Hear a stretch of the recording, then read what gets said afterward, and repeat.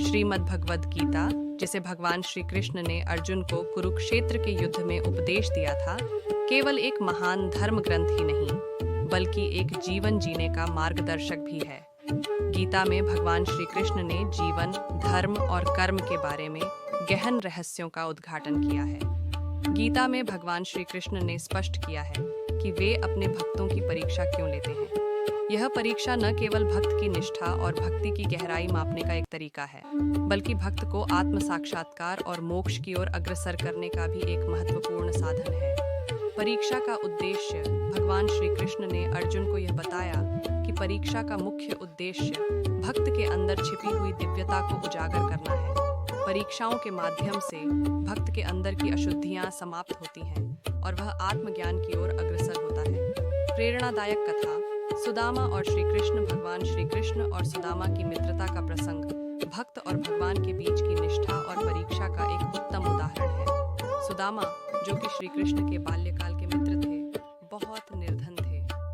उनकी पत्नी ने उनसे आग्रह किया कि वे द्वारका जाकर श्री कृष्ण से अपनी दरिद्रता दूर करने की प्रार्थना करें। सुदामा का निर्णय और यात्रा। सुदामा ने द्वारका जाने का निश्चय किया। वे जानते थे कि श्री कृष्ण के पास जाना और अपनी दरिद्रता का उल्लेख करना उनके आत्मसम्मान के विरुद्ध था, लेकिन उनकी पत्नी के आग्रह पर वे चल पड़े।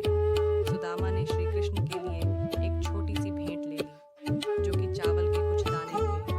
यह उनके प्रेम और निष्ठा का प्रतीक था। द्वारका पहुंचने पर सुदामा को द्वारपालों ने रोका।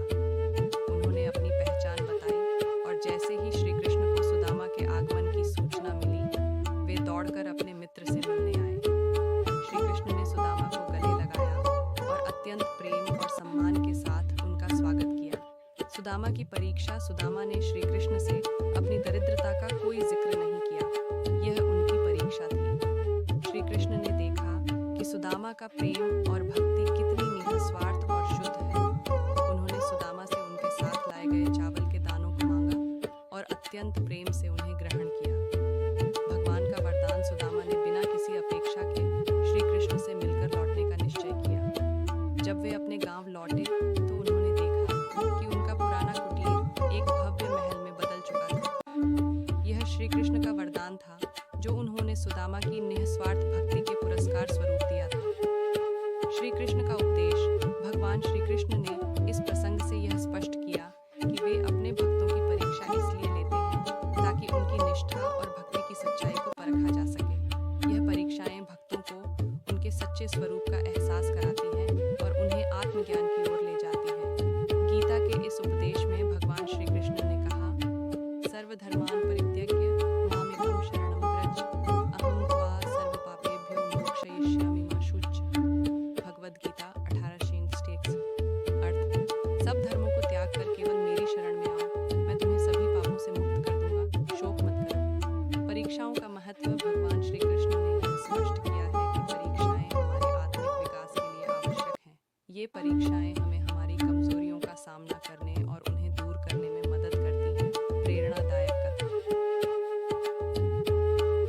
प्रहलाद की भक्ति। प्रहलाद की कथा भी भक्ति और परीक्षा का एक उत्कृष्ट उदाहरण है। प्रहलाद, जो कि एक असुर राजा हिरण्यकशिपु के पुत्र थे, ने भगवान विष्णु की अनन्य भक्ति की। उनके पिता ने उन्हें कई तरह की यातनाएं दी, लेकिन प्रहलाद की भक्ति कभी कम नहीं हुई। प्रहलाद की परीक्षा। हिरण्यकशिपु ने प्रहलाद को मारने के लिए अनेक प्रयास किए, लेकिन हर बार भगवान विष्णु ने उन्हें बचाया। प्रहलाद की अनन्य भक्ति और विश्वास ने भगवान को प्रकट होने के लिए मजबूर कर दिया और उन्होंने हिरण्यकशिपु का वध कर दिया। श्री कृष्ण का संदेश। श्री कृष्ण ने गीता में कहा, अनन्याश्चिन्तयन्तो मां ये जनाः पर्युपासते तेषां नित्याभियुक्तानां योगक्षेमं वहाम्यहम्। भगवद गीता 9:5।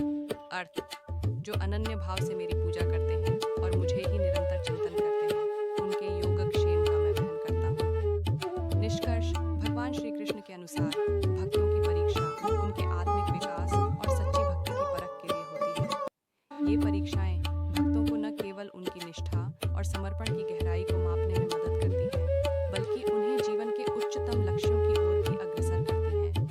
भगवान की इन परीक्षाओं से हमें यह समझना चाहिए कि यह कठिनाइयाँ हमारे आत्म सुधार और आत्मज्ञान की प्रक्रिया प्रक्रिया का एक हिस्सा हैं।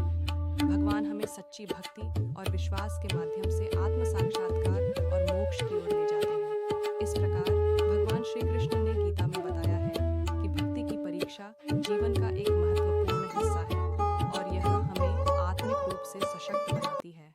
परीक्षाओं का सामना धैर्य और विश्वास के साथ करना चाहिए और इस मार्ग पर चलकर हम भगवान की कृपा और आशीर्वाद प्राप्त कर सकते हैं।